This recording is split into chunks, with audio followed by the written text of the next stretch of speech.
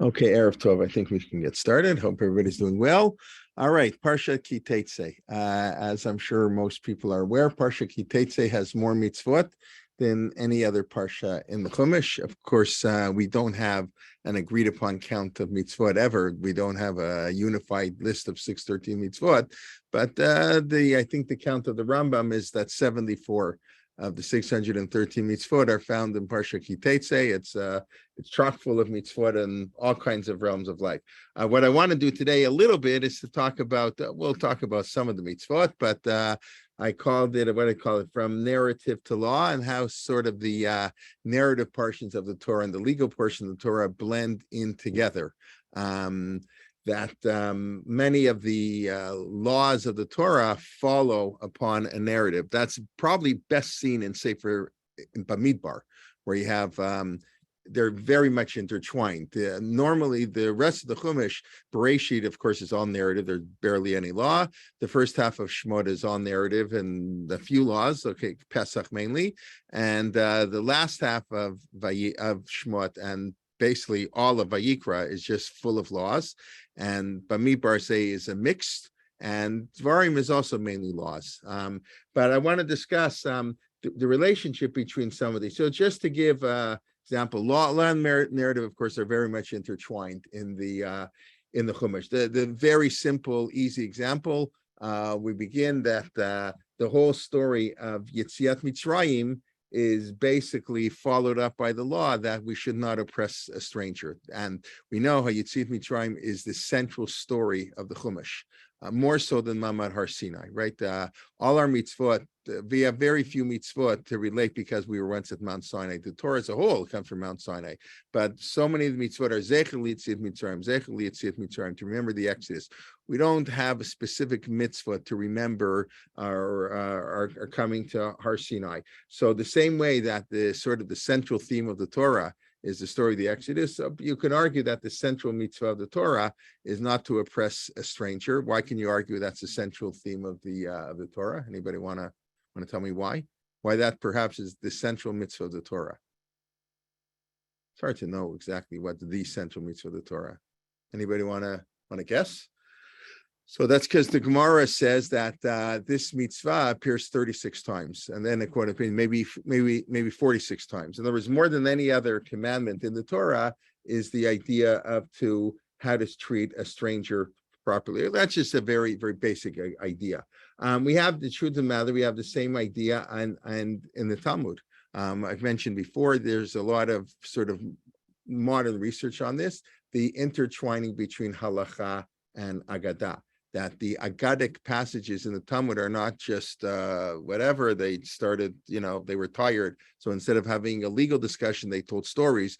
The editing in the Gemara was done very precisely, and that the Aggadah and the Halacha go together. Just to give one example, we're learning Daf Yomi now in Ksuvas. So the laws, all the beautiful stories about God's special relationship to the land of Israel are in Masechet Ketuvot, which is, of course, the special relationship between a husband and a wife. I've mentioned many times the story of the destruction are in Masechet Gitin, divorce, where there's a separation between man and woman. There's a separation between God and the Jewish people. To give a perhaps less well-known example, but perhaps one of the most famous stories in the Talmud is the story of Rabbi Lazar, Tanor Shalachnai, the oven that Rabbi Lazar insisted. It's a sort of such a crazy argument. In other words, Rabbi Lazar and Rabbi Yeshua are living 150 years after, not 150 years, they're living 60 years after the destruction of the temple.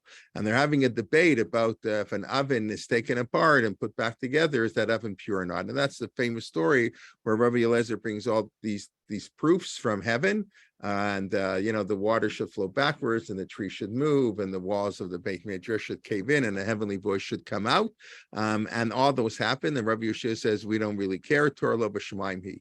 And then the Gemara says they excommunicated Rabbi Eliezer, and the end of that story is Rabban Gamliel dies, his brother-in-law. It's a very tragic story. All kinds of terrible things happen in the world.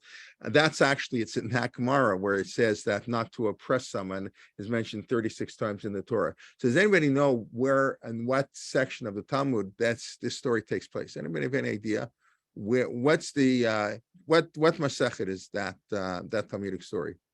Do people know? I'm just curious. Not ready? You can put it in the chat box. Okay, so that's in Bava Metzia. Bava Metzia is like the I lose an object, how to find it, property rights, all kinds of very technical things. The context of that chapter is what we call ona'ah, price fraud. I'm not allowed to charge you, overcharge for an object. That's the chapter, the fourth chapter. Bava Metzia talks about the laws of price fraud.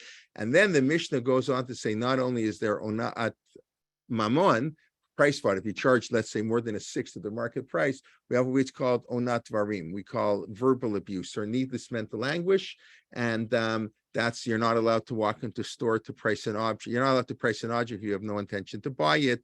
You're not allowed to remind the convert of his past ways, etc.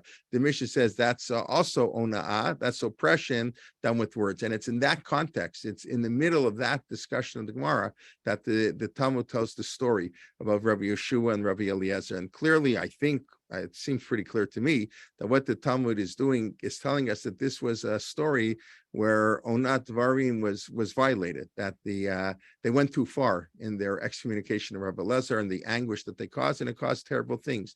So that's just maybe an example people are not aware of, but always the narrative and the law always go hand in hand. And you always ask yourself, why is the story put next to a law, or what's the context, etc. Now, this is especially true in the book of Devarim, where the rabbis tell us that darshin and smuchin. We have this in the Torah, but especially in the book of Devarim, you have to analyze why one thing follows the next. We could spend a lot of time, and I would have to do way more research than I've done, is why Parshat Tetze, what is the connection between each one of the 74 mitzvot? Some are a little bit obvious, some Rashi discusses, but others it's very hard to figure out. Why does the Torah put this mitzvah next to that mitzvah?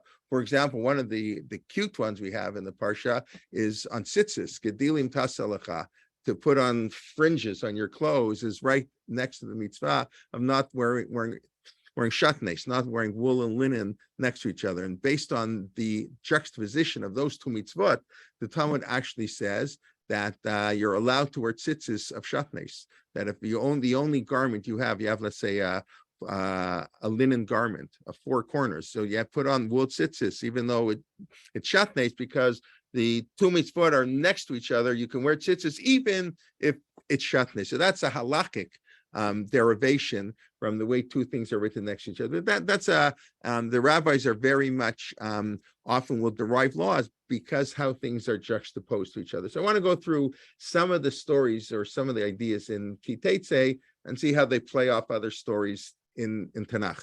I'll start with one from last week. The end of last week's Parsha was the story of Eglah Arufa.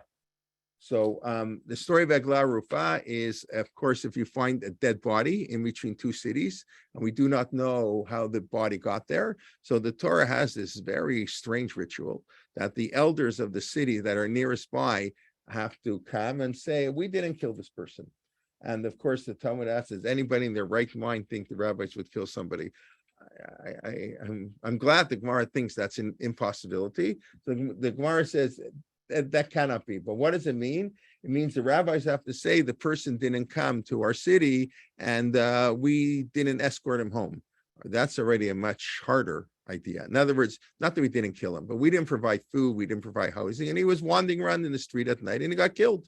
So it's indirectly, the rabbis are indirectly possible. I remember at a bar mitzvah of a cousin of mine, my uncle spoke, and my uncle said, what if the rabbis can't say such a thing? In other words, the Torah says, we didn't kill him. So we didn't kill him means, of course they didn't kill him. What it means is we provided him with all the necessities, so he had no need to be alone. He wasn't wandering around. We were not even indirectly responsible. Sometimes rabbis can't really say that. Sometimes they are indirectly responsible. This is a very high level of leadership, and this is what the Torah demands of the leaders. If people get killed, it's the fault of the leaders. They've got to be careful. Just like the person who kills accidentally, he stays in the mikvah till the Kohen Gadol dies. What does the high priest have to do? What's the connection between the Kohen Gadol dying and the person leaving? The leaders create a climate people speed too fast on the highway and they get into accidents and things happen. It's because of a certain culture. In certain countries, certain things are the norm, and in other countries, people drive more following the law. So that's the responsibility of the leaders. Of course, they have nothing to do with it directly. So that's the same idea. Now, it's all very nice. So in an article, I've mentioned this article, I think, on other occasions, Rabbi Benjamin Blech says the Egla Arufa. What biblical story is this law playing off? This law of Egla Arufa, that you have to take a calf and you have to slaughter the calf and say, we didn't kill, we are not responsible for the death of this person, is a response to a particular story in the Bible. And what's that story? Yosef and his brothers. Yosef and his brothers. That's very interesting. Why do you say that? Because they have to accept responsibility. So I would say the Yosef and the brothers is represented in another law. The law that on every single yontif, you have to bring a se'ir izim for a sin offering. We have to bring a goat every holiday. Why? Because the brothers dip. Because they dip the blood in a se'ir izim. And as a reminder, Yosef, why do we go to Egypt, right? What are all the holidays? I said, Zecher L'Yetziat Mitzrayim. Every holiday we say in Kiddush, Zecher L'Yetziat Mitzrayim. Why do we end up in Egypt? Because the brothers sold Joseph to Egypt. So the Torah takes the narrative of Joseph, that they dipped his coat in a se'ir izim, in a goat, and that becomes the law, that on every a sin offering, right? All the other korbanot are not sin offerings. On Shabbat, we don't bring a sin offering. That's why, by the way, if you ever wonder, on Shabbat, when Yontif falls on Shabbat, you add the words ba'ahava, in every machzor, they put it in brackets. We say, or what I'm doing the Kiddush tune, but you know what I mean, the ava. And the reason we say ahava is because there's no sin offering on Shabbat.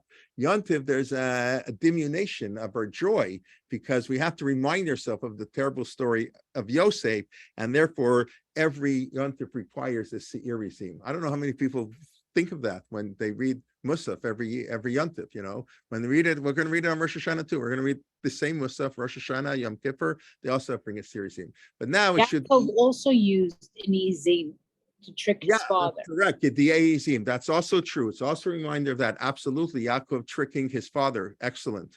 Right, but now new Egla Rufa. So what? Okay, the Akeda. The Akeda. I'm sorry. The Akeda. The Akeda. Oh, that's interesting. Why the Akeda? Because we have a substitution of a. We have the substitution of a ram for Yitzchak.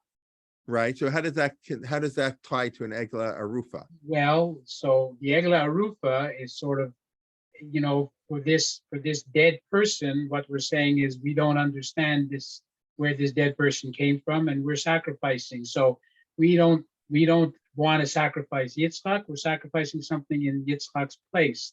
And who would be sacrificed by the Egla Arufa? We don't know who killed this person. So, some people explain that the process of Egla Arufa is to make a big hullabaloo, and some witness will come forward who saw what happened. In other words, why do we have this whole procedure? But we don't know who we're substituting for, because we don't know who the person that was killed. But okay, that's an interesting idea. But where does the Egel appear in Chumash? Very famous story. We all know the story. The sin of the golden calf. The golden calf, the Chet Egel. Now, the Chet Egel, that's what Yom Kippur is all about, forgiveness for Chet Egel. What is the connection between Chet Egel and Egla Arufa? So in a brilliant piece, and I'm going to share my screen just to show you the verse, and you'll see the connection to Egla Arufa. This is the Chet Egel, which we read about. Why is my screen very funny? Okay. Amshe Oref? No, I mean, maybe. Okay. So Moshe comes down from Mount Sinai. Vayar Moshe et ha'am. Moshe sees what's going on. Or in English, they're out of control. The people are out of control since Aaron had let them go out of control. Okay, good. And then he says, so Moshe says, Mila Shem Elai, and the Bnei Levi come to Moshe. And then God says, or Moshe says that God told him, it's not like directly from God. Komar Shemo Israel. It's interesting. There's a missing idea here that God told Moshe. Moshe just said, there's like an interruption, but the verse doesn't show it. It sounds like it's immediate. Moshe said, come to me, And then Moshe is, this is what God told me to do. God told me to tell you, go kill everybody. This is not very nice. A civil war here. We're going to kill all the Jews who participate. I mean, after idolatry, 40 days after Mount Sinai. I mean, after all that God had done, they're building a golden calf. We're going to kill them, Avodah Zarah. I mean, I'm not saying that's what it says in the Torah. Vishet Re'ehu, kill your friend. Did it. Vishet Krovo, his relative. And the Bnei Levi did it. The Bnei Levi did it. That's their special, status. Vayipol. And you have to remember, Levi already wiped out the city of Shem. Levi has this sort of character trait in him of anger and burning anger that later gets channeled into teaching Torah. Right, that's the transformation of Levi. So, and how many people? They killed 3,000 people. It's pretty good. Only 3,000 people worship the Chet Egel. And then the next day, Vayhimi Macharat. On the next day, Moshe said, you sinned a great sin, and now I'm going to go up to God. Maybe God will forgive you. What do you mean? Who sinned the great sin? What great sin? All the people who sinned the great sin are dead. They're all dead. The Torah just told them they were all killed, right? So Rabbi Blech points out that this is what Yom Kippur is all about. This is the passive. The people didn't do anything. It's the passive sin. It's the elders who were standing by while the Chet Egel was going on, and how could they let 3,000 people do it? So the real sin of Chet Egel is not the people who worship the golden calf. What Moshe prays for 80 days on Mount Sinai to forgive the Jewish people, that's not to forgive the people who worship the golden calf. That's to forgive the people who did nothing while the golden calf was being worshipped.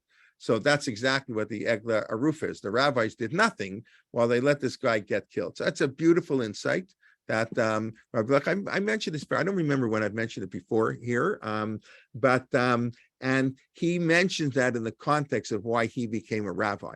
That's his argument. He said when he was in yeshiva, they tried to convince him not to become a rabbi, and he became a rabbi because he wanted to, get involved. You can't just let assimilation happen. This is the Chet Egel. Anyways, so there you have a very beautiful idea that we can, think about on Yom Kippur about the connection between a story that takes place 40 years earlier, so to speak, and this law that's written like, most of the Chumash away. Chet Egel's in the first half of the Chumash. So that's just one idea. Okay, let's go ki Tetze. So I'll mention an idea that I thought of. You can tell me if you think it's a crazy idea, but because I haven't seen it anywhere else. So I made this one up. So I don't know if it was any water. Parsha Ki Tetze, as it says, has more mitzvot than any other parsha in the Torah. 74 mitzvot, let's say. Now, Parshat Ki Tetze is related, at least linguistically, to what other parsha in the Torah? What parsha does Ki Tetze linguistically remind you of? Vayetze Ki Tetze, right? Vayetze. Now, Vayetze is back in Bereshit. Okay, then fine. It has a similar name. Great. But I think there's more to it than that.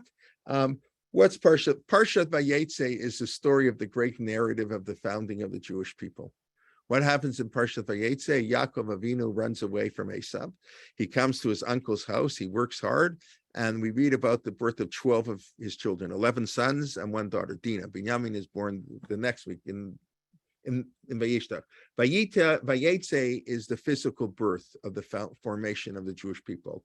What's Ki Tetze? Ki Tetze is the spiritual heights of the Jewish people. The mitzvot, it's the parsha with more mitzvot than any other in the Chumash. So you got this sort of combination, physical and the spiritual.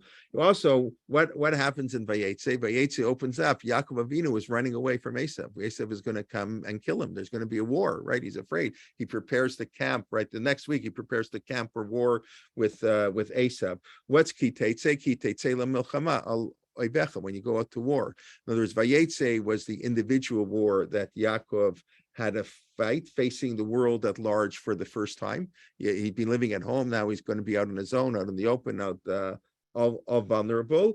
And Ki Tetze is now the Jewish people are vulnerable. They have to go out to the world and they have to fight in the battle. So I don't know if that makes any, but I just thought that was sort of, you could perhaps read Vayetze and Ki Tetze as sort of flip sides of the same coin, one focusing on the foundation narrative of the Jewish people, one founding the parsha that has more mitzvot than any other, and the idea of going out into the world, Vayetzi, the individual Yaakov, and Ki Tetze Lemilchama Olevecha, on the Jewish people. And of course, the parsha ends with Amalek. The parsha begins with war, and the parsha ends with war.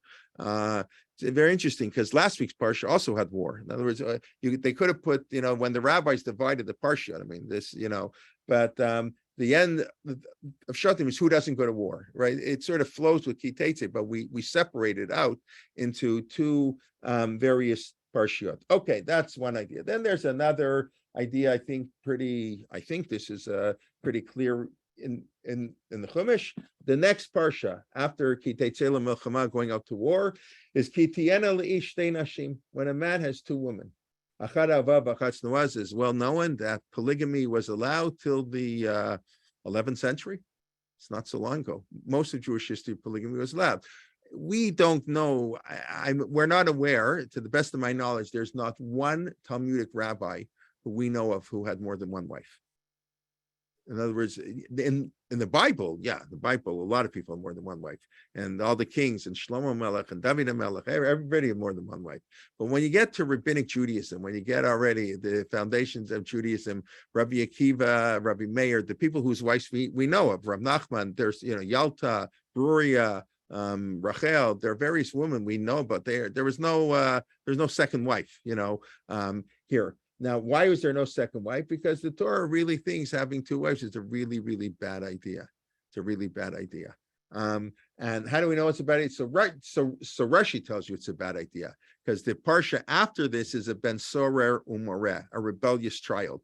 Rashi, why are they connected? That's right. What's the connection? Well, you know what? You've got a wife you love and a wife you hate.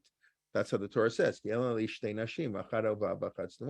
love one and you hate the other.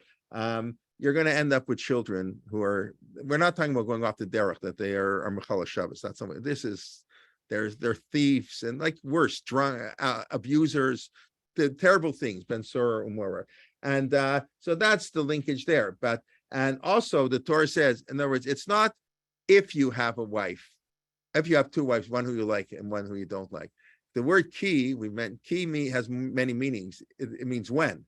It means when you have two wives, there will be one who you like and one who you don't like. It's not if you happen two wives and you don't like them equally. No. When you have two wives, one you will like better, one you like better. It's impossible, not humanly possible to have one more than the other. Now, who had two wives who he liked and he didn't? The language is exactly like Rachel and Leah. Of course. He said, Kisnua Anochi.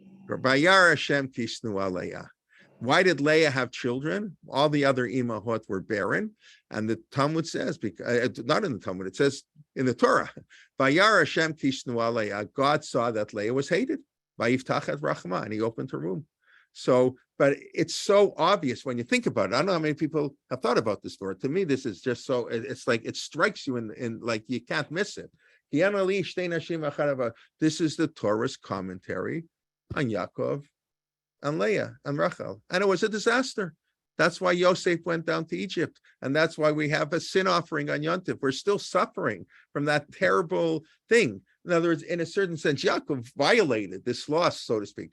Yes, the Torah allowed polygamy. The Torah, same thing, the beginning of the Parsha. You think the Torah likes, you go out to war. We didn't even discuss the actual law, Ki Tetze. You find a woman, you want to rape this woman, but the Torah, don't rape her, so you'll shave her head, you'll do all these other things. That's the Dibrat Torah Keneged Lashon Hara. The Torah Keneged Yetzer Hara. The Torah speaks to our evil inclination. The Torah sometimes, like a great educator, sometimes a parent, a teacher has to let people do things that they shouldn't do, because if they don't let A, they're going to do way worse. So that's this example here. So it's the same thing. The Torah allowed polygamy, and in the world where women were whatever, they couldn't fend for themselves. So whatever, we don't know why.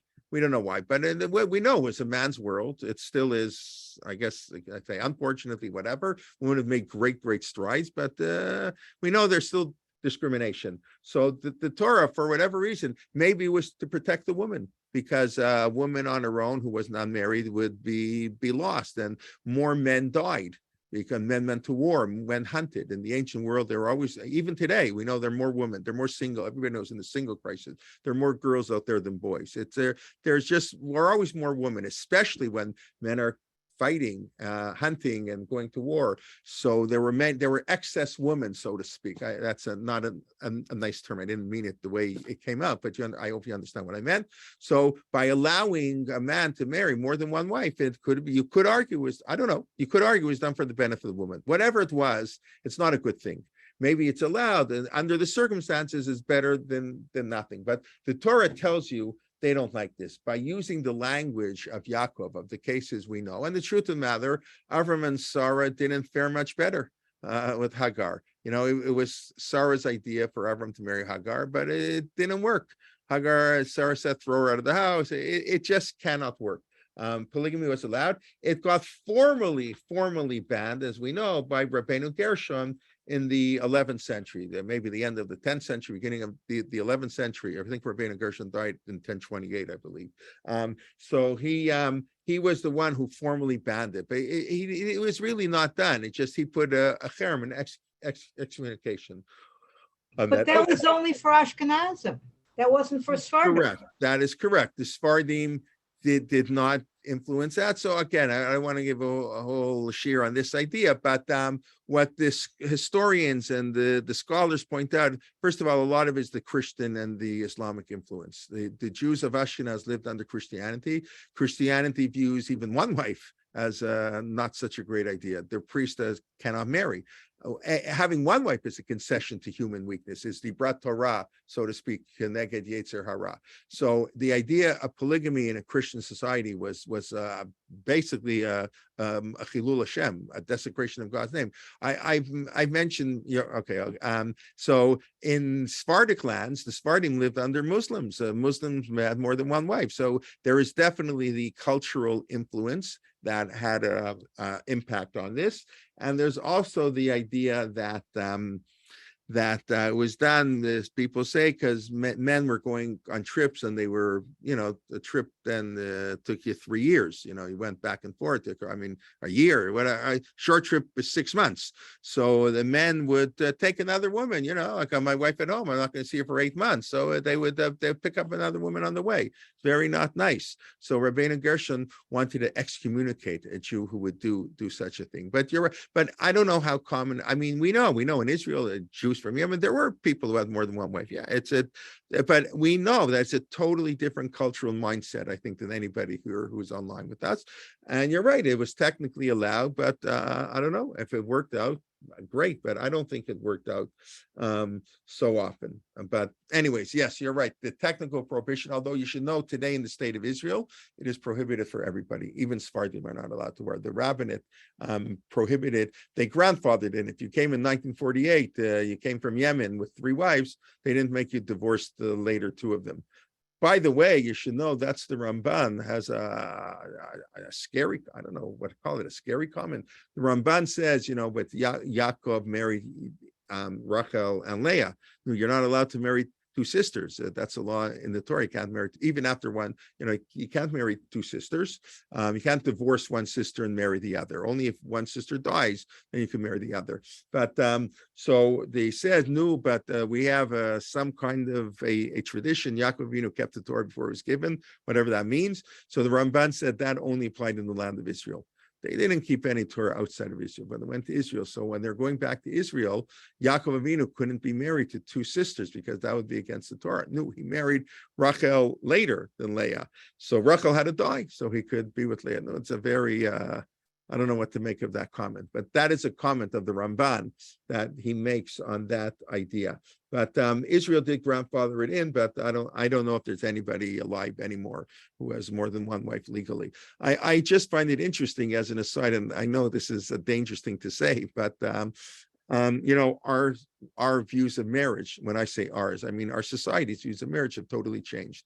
If you would have told somebody 25 years ago, 2 men could marry each other, 2 women could marry each other, they think you're out of your mind, and today it's the norm, it's accepted. And, even in, even on the fringes of Orthodoxy, people are talking about maybe we can have some ceremony for two men who want to marry each other. I'm not making any comments on that now, but what's fascinating is polygamy is still totally illegal. You can go to jail in Canada for a polygamous marriage. I really don't understand why.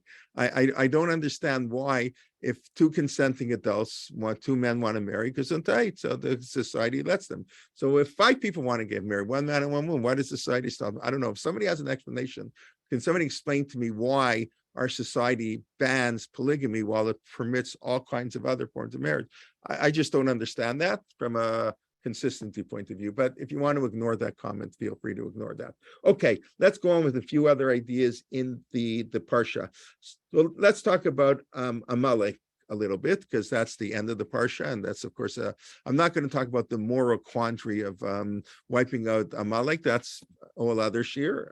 It is a moral quandary, which, whatever, however you want to address that. But what's interesting, again, is the story of Amalek takes place in Beshalach, took place when we left Egypt. But the law to harm Amalek takes place in this week's Parsha. When we read Parshat Zachor, we don't read in Beshalach, where it happened. We read about what happened 40 years later. Now, there's another event, and then we'll come back to Amalek. There's another event that also happened 40 years earlier, and the Torah prohibits in this parsha, or prohibits or mentions in this parsha, and that's the lashon hara of Miriam. Miriam spoke lashon hara against Moshe way back, in the beginning. It's in Balocha, but it's in their first year. And in this week's parsha, there's a mitzvah. It's really a very tragic mitzvah. Zachor et asher sa Hashem leMiriam. You have to remember what God did. Hishamer beneget sarat. It's the context. If you have a sarat, whatever sarat is, so some lesion on your skin, you're not allowed to chop it off. And then in that the next pasuk, Zachor asher sa Hashem leMiriam. Remember what God did to Miriam. Miriam got sarat for talking lashon hara on Moshe b'derech b'tzechem Mitzrayim when you left Egypt. So this is a very tragic thing. I mentioned before, Rav Lichtenstein, when one of the press conferences he used to run, Rav Lichtenstein would sit around, you can ask him any question you want. So somebody once asked him, are there any tragic figures in Tanakh? As we're talking to an English literature PhD from Harvard, Rav Lichtenstein, of course, had. So, tragedy, literature, etc. So he said, of course, Miriam was a tragic figure, because without Miriam, there would be no Jewish people. She was the one who saved Moshe. She was the heroine of the whole story, etc. And yet, the legacy of Miriam is to remember that she spoke lashon hara on Moshe. It's a very tragic, in a way, unfair to Miriam. But that's what the Torah says. There's Zachor, and it's listed in the 6 memories, the 6 things we have to remember every day. Mamad Har Sinai and Shabbos and the Man. There's some things we have to remember. It's printed in the back of some Sidurim. So you have to remember about Miriam, that Miriam spoke lashon hara. So here too, you have the Torah waits 40 years to put the prohibition in. What's interesting is you have, I was thinking, time. See, we have another thing. The Torah has in this week's Parsha, you cannot marry an Ammoni and a Moabite. How come you can't now marry an Ammoni and a Moabite? Lo tavo Ammoni v'Moabi v'kal Hashem. Why not? Lo kidmu etchem b'lechem u'v'mayim. Lo kidmu etchem b'lechem Va'asher u'v'mayim. sachar alechem et Bilam. Yeah, so who cares about Bilam, right? You know that thing, right? Because they didn't give you water. Listen, Ammon and Moab are Lot. That's Lot's children. Lot and Abraham saves Lot. Where they wouldn't be around without Abraham, and yet they said, we're not going to bother you, just give us water, and they said no. So that's a terrible thing. So why does the Torah add Asher Sachar Alechem et Bilam ben Bor? And they also hired Bilam ben Bor, the Moab, Balak, Melech Moab, hired Bilam to curse the Jewish people. It's very nice. Why do we need a second reason? So I went through I think, a cute explanation, but I think there's something to it. People have all kinds of excuses for why they do certain things. The way you know if their excuse is valid, you have to look what else they do. What else? I don't have any money. I can't give any charity. And then the guy goes, takes 10 people for Pesach to Florida, spends $100,000. So what do you mean? Can't give $5,000 to his local school, but he can go $100,000 to Florida? You can look at look at what else the person does and see maybe it's true. Maybe he can't give $5,000. But if you can go $100,000 to Florida for Pesach, you can give $5,000. So it's the same thing. Knew the Jewish people, there are 2 million people watching in the desert. You're in the desert. Water is at a premium in the desert. They're going to give all the water to the Jewish people. They can't afford it. They're not such a rich country. But they had all the money in the world to pay for Bilam. They have Malo Bayit, the biggest houses you want. I don't know, I think it's an interesting explanation that the problem with Bilam, the problem with Moab is not just that they weren't nice to us. They wouldn't spend money on the Jewish people. They wouldn't spend money for the Jewish people, but on Bilam, the vaults were open. Anyway, but what's interesting is, what about an Egyptian? How long is the prohibition to marry Ammoni and Moabite people for? Forever. Forever. We don't know who they are anymore, whatever. That's maybe a trick of the rabbis. We don't know who they are. Very nice. But how long can't you marry an Egyptian for? 3 Three generations. generations. That's very interesting. Why the difference? Egypt enslaved us. They First took us in. I'm sorry? They first took us in. Right, they took us in. They have extra chesed. Right, they took us in. So whatever it is, sometimes time heals big wounds. It's true they took us in. The Germans also took us in, but we don't remember Germany because they once took us in. We talk about Germany as on the Nazis. We don't. We don't. There are certain things you do. So they took us in. Very, very nice. That was their grandparents, but they killed us. But certain things, time can heal. Even now, the relationship between Israel and Germany is very, very strong. I think Israel, when I was in Germany, we went our Jewish history trip a number of years ago to Germany. We were there the same weekend. The consul general from Germany in Boston invited like 15 Boston rabbis, Orthodox, conservative, and Reform rabbis, to come to Germany on a trip, see Jewish life. And they were staying in the same hotel we were. And I remember the German consul general in America, we were schmoozing with him, and he told us that Germany is Israel's best friend in Europe. We were the ones who sold Israel nuclear-powered submarines, and he was saying all the wonderful things that Germany's done for Israel. It was just very interesting. And we know Germany has taken their responsibility of the Holocaust much more seriously, etc. But so certain things time can heal, and certain things time can't heal. And Amalek, the Torah didn't allow time to heal. With Amalek, 40 years later, no. Amalek, terrorism, attacking the women, the children for no reason, whatever it is, whatever the terribleness of Amalek is, Amalek doesn't go away. The Egyptians, they enslaved us and they killed us and they did all kinds of terrible things to us, but we can move on. It's a very interesting thing. I just find the parallels are a little bit striking about how the Egyptian prohibition is only 3 generations, and Ammon and Moab was much long. It's an indefinite prohibition. Okay, then I remember reading Rabbi Sachs a couple of weeks ago when he explained taking the asking the women, the Jewish women asking their Egyptian neighbors for the gold and the silver and stuff like that. He said that was the reason why we were able to forgive them, because in a sense they had to somewhat pay for it.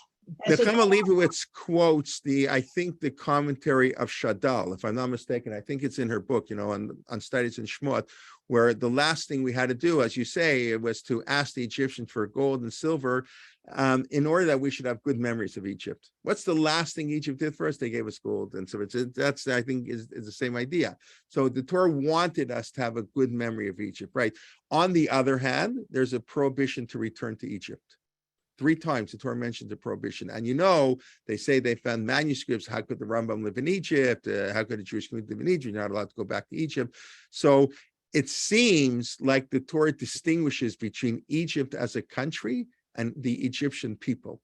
You're not allowed to go back because Egypt as a country, although that's where we formed, I would have argued the exact opposite. I would have argued the Egyptian people were mean to us, whatever, but Egypt, that's where we became a nation. That's the place we developed. But the Torah says, don't go back to the country Egypt. The people of Egypt, you can marry them. They can, I mean, if they convert, whatever, they become part of you. They're not outside of the pale. So I find that just very interesting, where Ammon and Moab are outside of the pale, but you can't kill them. You can't hurt Ammon and Moab. You're not allowed to go to war with them. You're not allowed to hurt them. So we have different levels of outsiders, so to speak. And Amalek is the most extreme. Amalek, we have to wipe out, whatever, like I said, without getting into all the moral quandaries. But you see different approaches. Some we're going to accept you. Ammon and Moab, of course, then we accepted the woman of Ammon and Moab, Ruth, but that's okay. And we have Mitzrayim, Ammon and Moab, and Amalek. Now, Amalek, of course, is the worst, and that's how the Parsha ends. But I want to point out something which maybe I've said before, but it's worth saying all the time. It's actually pretty scary, but it goes with my, background as an accountant. Jewish people always ask, I know it sounds unfair, whenever bad things happen, right? Why was the temple destroyed? Sinat Chinam, right? What do we want the temple destroyed? Because the Romans were terrible people, and the Romans, they did terrible things, and they wouldn't let us go. Why do we always do that? So again, whenever the rabbis say, the rabbis are not telling us why something happened. They don't know who, and they weren't, and the whys are geopolitical answers. The rabbis are saying, as Rav Soloveitchik always said, they're not asking lama, it's lema. Not why, but for what purpose. They're saying, what can we learn from the fact that the temple was destroyed? And what we can learn is we have to get along better as a people. That otherwise that weakens us as a society. And when the rabbis have 10 different reasons for something, and a lot of these questions, because the rabbis are not answering what happened, the rabbis are saying, what message can we learn from our generation for what happened? No, in every generation, there's a different message you have to learn, or in every country, in every city, there's a different message you have to learn. So when the rabbis say, like, why did Amalek? Amalek is evil and terrible. Nonetheless, the rabbis say, why did Amalek come? What did we do wrong? I want to, it sounds like blame the victim, I don't think that's what's going on here. I really don't. And I hope this is not, I don't think this is apologetics. I don't think that's what the rabbis meant at all. The rabbis will always ask, why did this sin happen? Why did this punishment happen because of this sin, that sin? The rabbis are not saying that there's a direct link. They're not prophets. They don't know. The rabbis are saying, Lema, what can we learn? Because if you don't learn anything, then that's really sad. So the rabbis have this by Amalek too. What is it that the Jewish people did that caused Amalek to attack? Now, clearly it's not true historically. It can't be true historically, but the rabbis see a connection. Anybody want to tell me what the connection is? Why do the rabbis say we get burdened with an Amalek attacking us? Why are there the Amaleks of the world after us? They attack the hindmost people. I understand, but why? What? Now I'm flipping the question. Don't look at Amalek, look at us. Because we Jewish people did something wrong, and quote unquote, as a punishment, as some reflection of what we did wrong, Amalek comes to attack us. Because we doubted God. We doubted God. So that's what it says. What does it say? The leia Elohim. So the question is, who's leia Elohim going on? Amalek or the Jewish people? So you want to argue, right, it's going on, the Jewish people didn't fear God. It could be, but not necessarily. Like I said, leia Elohim may have been on God, may have been on the Jewish people. And that may be a little bit true. But what particular sin? What was it? What sin did we do that demonstrated that we don't fear God? So I'm going to show you it's in Rashi in this week's Parsha. Isn't it? I think sometimes they say not seeing the hand of God, noticing, thinking everything You're is just all too religious. Don't be so religious. Think of something more mundane. You're thinking they didn't keep kosher, they didn't keep Shabbos, none of that stuff. Get into the real important stuff. Remember, I started this year by telling you that the most important story in the Bible is leaving Egypt. That's the story of the Bible. And the most important mitzvah in the Bible is to be nice to strangers, don't oppress strangers.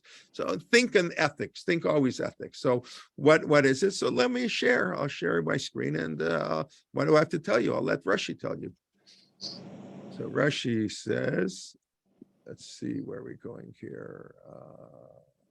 Is this, okay, why don't I see it here? Here we go. Okay. Remember what Amalek did. So remember, I said, especially in the book of Torah, we have to look juxtaposition. What story or what law is juxtaposed right before Amalek? So the Torah says like this: Lo yelcha b'kischa even va'aven gdolakta. You can't have two stones, two weights, big and small. Lo yebevecha efa vefa gdola v'knas. Two measures in your house. Even shlema b'tzedek, complete stone. Even shlema b'tzedek yelach l'man yerichun yamim elamah. So you have long life.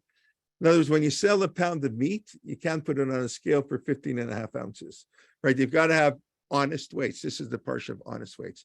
And not having honest weights is a toiva. That's a pretty strong word. That's, I have to keep that in mind. You know, people always like to talk, this is toiva, this is toiva. And the Rav Soloveitchik pointed out, they wanted to, let's say, by homosexuality, where the Torah also uses this expression. The Torah doesn't say the people who engage in homosexuality are doing toivot. They said the action is a toiva. Here, kol osa'ela, the people who have dishonest ways, they are abominable. What, you know, they, for everyone who does it, they do that in English, is abhorrent to God. It's not the action is abhorrent to God, the person's abhorrent to God. So then it says, remember what Amalek. So what does Rashi say? Can you see it on my screen? I'm blocked off because of the way, I don't know if you can see. Zachor here, I'll do it in Hebrew. Im shakarta b'midot v'mishkalot havido eg migurei ha'oyev. If you lied in measurements and weights, you better be worried about the lion, Amalek, attacking you. Mosne mirma tovad Hashem. You have false weights, that's falsifying God. That means you don't believe in God. God says, give a pound of meat for a pound of meat. That's what it means not to believe in God, not to follow God. It's going to be really, really terrible. So that's what, put it in English for, you know, if you use false weights, then you must apprehend the provocation of the enemy. So I didn't make this up. This is what Rashi says. Amalek is a reaction to dishonesty in business. Now, where does Rashi get it from? This also earlier in the Chumash. So this, why don't I see this now? How do I do this? Oh, I know why. Okay, so let's go here. This is based on an earlier pasuk in Vayikra. In Parshat Kedoshim, chapter 19. Remember, chapter 19, I said ki Tetze, it is the most mitzvot. There are a few, and but Rashi says that chapter 19 in Kedoshim is the parsha where Rav Gufei Torah Tluim, but the majority of the essence of Torah is dependent on chapter 19. Love your neighbors yourself, don't take revenge, don't gossip, etc. So here, the end of the parsha, Moznei Tzedek, it's the same idea. Have honest weights, honest balance, honest weights, honest sepa. Torah's pretty likes honest. Tzedek, Tzedek, Tzedek, Tzedek, 4 times in one verse, right? Lota, it's pretty, Torah thinks it's important. Why? Oh, I'm the Lord, the God who took you out of Egypt. Wow, that's pretty wild. And what does Rashi say? I took you out of Egypt, Ani Hashem, Almanat Kain, for this purpose. Why did God take us out of Egypt? God took us out of Egypt to have honest weights. That's why I didn't make this up. That's what it says in the Torah. Avnei tzedek, hin tzedek. I took you out of Egypt. Who cares? What do I mean? I eat matzah because God took us out of Egypt. I have a mezuzah on my house because God passed over our doorpost. Okay, what in the world does having honest weights have to do with leaving Egypt? Because the Egyptians were not, they were dishonest, the way they treated us. So that's what the Torah tells us. And then Rashi's picking up on that. The Chazal are picking up on that. That's because Amalek, they're both attacking the purpose of why we left Egypt. So this is maybe a little bit scary. I don't know what to make of it. I'm the reporter. I'm not the, you know, instigator. But I think this is a very powerful idea. That's what the Torah is saying, that Amalek is, again, we have to look inwards. It doesn't excuse what Amalek did, and there are all kinds of other things, but the Jewish way has always been to say, what can we do better when bad things are happening? I know people maybe don't like that approach so much, and because it's ridiculous to say we know why God does something. We don't know why God does anything. And Chazal had no idea why God did anything. Prophets knew. prophets, prophecy is different. Yeshayahu gets a direct message from God. That's very different. But when Chazal make these comments, Chazal are not saying that that's why Amalek attacked and it's our fault. That's not what they're saying. They're saying there's a parallel between Amalek. Amalek challenged the authority of God. The leia Elohim. They didn't fear God. It was this God make a new nation. When a person cheats in business, they challenge the God's running of the world, but righteousness. God said, you believe in God, then we say that how much money we're going to make is determined on Rosh Hashanah and Yom Kippur. That's a famous Gemara in Masechet Beitza. So one who tries to trick God, it's very hard. I mean, it's not simple, but one who tries to trick God, in a sense, is defeating the whole purpose of Egypt. So that's okay. But let's end on half your notes. Maybe just end with one idea, and then I'll do a quick review. I've searched, all kinds of. There's so many different things in the parsha. Marriage is in the parsha. The mitzvah to get married, sort of. It's presented in a very strange way. The Torah presents marriage in a very, very strange way. How does the Torah present marriage? If a man if a man takes a woman and he lives with her, and he doesn't like her, so he writes her a sefer kritut, Masechet Kitin, get married. So marriage right away is in the context of divorce. If he takes a woman and he doesn't like her, he divorces her. But that's not the complete context. That's only half the context. Then the Torah says she's going to go marry somebody else. And the second husband's not going to like her. And he's going to divorce her. And now, I like my first husband wasn't so bad after all. After I married my second husband, maybe my first husband wasn't bad. So she wants to go back to her first husband. So the Torah says, you cannot go back to her first husband. Oh, this is also a toiva. Very interesting. The idea of, I'll try one husband, then I'll go to husband two. I don't like husband two. I'll go back to husband one. So the Torah calls that a toeva. And that's the context of marriage. Very strange. We don't have time to get into. I haven't gone into it enough. Exactly. Why does the Torah present marriage in this way? Could be because marriage is natural. But I will say one idea, a beautiful idea of Shimshon Raphael Hirsch. According to the Torah, there's only one way to get married. How do you get married? We have a wedding ceremony, a chuppah, and the man puts a ring on the finger. Where does that all come from? It's not in the Torah. In the Torah, you get married, you move in together. That's how the Rambam writes. The Rambam writes, until Matan Torah, a man met a woman on the street. That's how he writes. Pago b'shuk, they meet in the street, they meet in the bar, wherever, and they move in together, and they're married. That's it. The Torah came along and said you should do it in a nicer way, but the Torah doesn't tell us that. The Torah here describes ki yikach ish ishu bala. A man takes a woman and he sleeps with her and he lives with her, and then he doesn't like her. So the rabbis derive from the word ki yikach, kicha, going back to stories and law and narrative. So the rabbis derive that the word kicha, to take, was also used by Abraham. This is a famous Gezerah Shava, where this is a technique of biblical exegesis, where two words that appear sort of like a little bit out of place, two words appear in two different contexts. So the two words, the fact that the Bible uses the same word, they're highlighting something. They're telegraphing that these two parshot are connected. It's you can make it up. You got to have some kind of source for this. There's you have to have a tradition, but the rabbis identified this kicha with the kicha that Avram Avinu, when he bought the field from Ephron Hachiti, paid 400 shekel, paid a lot of money to bury Sarah. And the same way, kicha, how did he take the field? There it says he paid money. He paid money. So too, when you get married, you can get married by giving your wife something of value. It could be a $10 coin. Whether it can be a $10 bill, that's probably not halachically, because that's only represents money. It's not real money. But okay, we're not going to go there. But we do a ring. It could be something about it. And that's the basis, ki yikach. So the story of Avram Avinu buying the plot for Sarah, his wife, serves as the basis for marriage, for the laws of marriage written 400 years later, 400 years later in the Torah, that we know we can get married by the man giving something of value to his wife.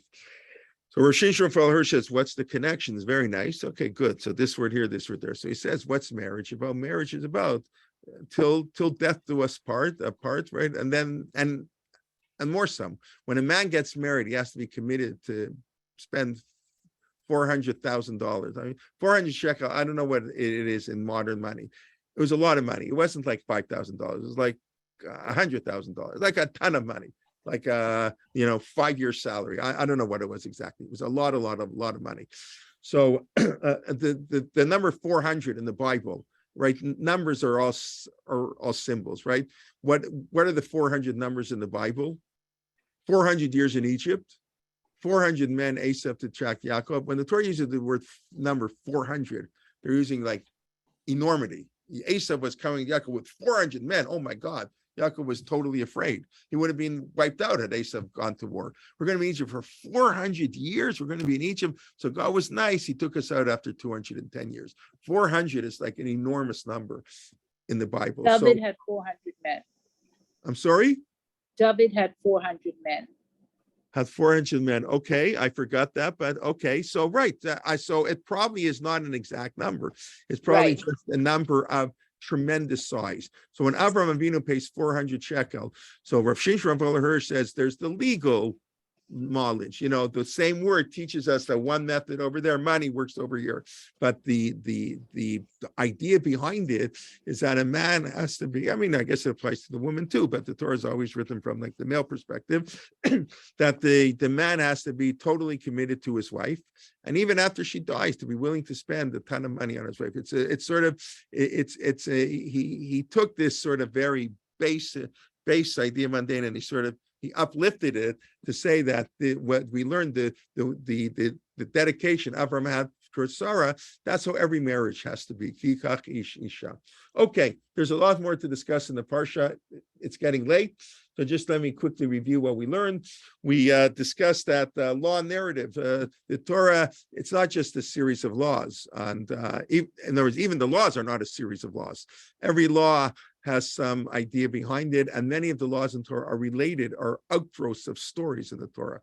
Whether the simple idea of Yetziat Mitzrayim and how we treat a slave, or the Egla Arufah, the Yom Kippur story, that the Egel, the Cheda Egel, was a passive sin, and the Torah therefore has this parsha of Egla Arufah, where the rabbis were passive and somebody died. That's a terrible sin. That was the sin of the golden calf.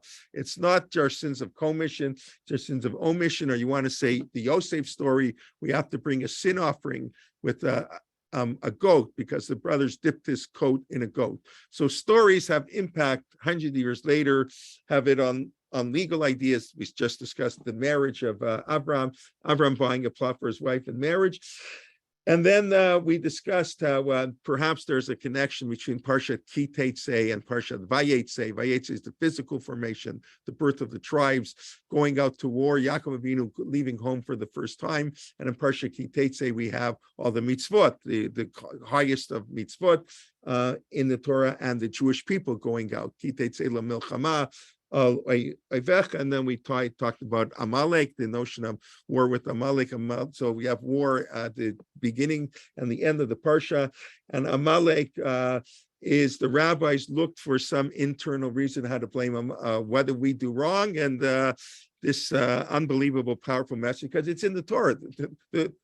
It's not Russian. Nobody has to make this up. You just to read the Torah. Right before Amalek, the Torah says it's honest weights. So obviously there's some connection between honest weights and Amalek. And in Vayikra, we saw 40 years, we saw the Torah said, tzedek, honest weights, that because I took you out of Egypt. So, and then we discussed the idea of Ammon and Moab, Miriam, different attitudes towards different enemies. Or the Egyptians, we forgive them. They took us in 3 generations. You can't marry them right away. Just like Israel and Germany didn't establish relations in 1948. I think it was only in the 1960s. You need time to heal, but time can heal. That's an inch, whatever. Time can sometimes heal, and sometimes time can't heal. Ammon and Moab, that was so not nice what they did. So they can never marry us. We're not going to hurt them, but they can never marry us. Amalek, they were so evil, we got to hurt them. And then we discussed a little bit Miriam and Lashon Hara and Moshe Rabbeinu, of course, the story of how the Torah telegraphs they don't like polygamy. When you have two wives, you're going to have one who hates, and that's what happened to Yaakov, and that's where all the problems began. So that's the Torah. You have to read these laws very carefully, and you always have to read the stories very carefully and see they're intertwined. We just barely scratched the surface on some of these things, but hopefully just a little bit of a taste of the Parsha. So thank you. I'm back on my regular weekly shiur. This was sort of a pinch hit shiur. My regular shiur tomorrow morning on the Siddur at 9:30. Everybody's invited. We're finishing up Ashrei, whatever. So that's like that's 9:30 tomorrow morning. 11:15 Menachem Leibtag kicks off the week. I believe we'll have 12 shiurim next week. Really, I imagine many of you have been to some of the shiurim. I hope you're enjoying them. If not, please let me know. Or please, we always like to hear, feedback, both positive and negative, ways to always do better. But I think we have a really wonderful series of speakers, and everybody should, participate and invite a friend. Okay, let me just see if anybody has any questions. I think there are a couple of private questions. Well, then Yaakov was tricked into marrying Leah. Okay, I hear that, but so no, okay. Yaakov was tricked. The rabbi saw that he tricked his father, so he gets tricked. The rest of his life, Yaakov gets tricked by the brother, by his children. You're right. All these stories are very complex. But on one level, the Torah says he hated Leah. That's what it says. Even though the rabbis interpret he liked Rachel more, that's all irrelevant. And it may even be true. I'm not saying it's not true. It's not relevant. The language of the Torah, there and here, it's quite sharp. Why should we connect somebody's writing me privately? What Amalek did with honest ways. By creating connection, we infer causality. Right. Okay, right. So that's what I'm trying to say. We're not saying that because the Jews were dishonest. That's why they're saying the Holocaust or Amalek happened. We're saying what lessons can we learn? No, I don't know. It requires more time and more thought, but it's clear. I mean, you see, Rashi says it black and white. The Chumash puts them back together. What my point is that there is a connection. The connection is when you try to outsmart God. That's what Amalek wouldn't accept the authority of God. Amalek was the first nation to show that you can don't get carried away. God did miracles, yeah, but let's cool them down. That's how the imagery of Chazal, like in a hot bath, nobody wants to enter. So the first person puts his toe in, he may burn his toe, and he may not go in, but then I'll try. He gave people the idea that you can attack Jews, and everybody else was in fear, right? So he denied that the God's mastery of the world. On a much smaller scale, when we cheat in business, we're doing the same thing. We don't think of it like that because the Talmud says we all cheat in business. That's one of the three areas of sin we all like to sin in. It's very hard. That's why the first question the Talmud says will be asked is Nasata v'natata b'amunah. Did you have were your business dealings conducted faithfully? That's what the Talmud says will be the first question. It's a hard question. That's why there are more mitzvot about money than any other area of the Torah. Mayor Tamari points out, one of the leaders in the field of Jewish business ethics, there are about 130 of the 613 mitzvot relate to money. How we make money, how we spend money, how we do with our money, tzedakah, all the law, because that's what we do most of our waking hours. We work and etc. So money is an important, that's what being a true religious Jew means. Kashrut, that's kosher money is more important than kosher food. You can quote me on that if you want. Okay, so whatever, if you disagree, I'm happy to hear any disagreements. I'm like, be sure to afford more protection to the weak. That's an interesting idea. Somebody writing me privately, that we can learn from Amalek to give more protection to weak. I actually like that very much. I didn't think of that. The same way Egypt is to remind us to be nice to the stranger, right? Because we not to enslave others. So Amalek attacked the weak. So we have to learn from Amalek is we should not attack the weak. And there's a very nice idea. Okay. Okay, I think that's it. Hopefully we'll see you tomorrow or next week. And like I say, please invite a friend. That's word of mouth is our best form of advertisement. And please invite. And if you don't have any friends, go to shul and make some. And go over to the people you see on the street, hello, and just introduce, give them a Torah motion flyer. Okay, everybody, have a wonderful week. We look forward to seeing you soon. Yes, thank you. Best. Okay. Yeah. Thank you very much. Thanks so much. Thank you. See everybody. Okay, good night. Good night. Good night.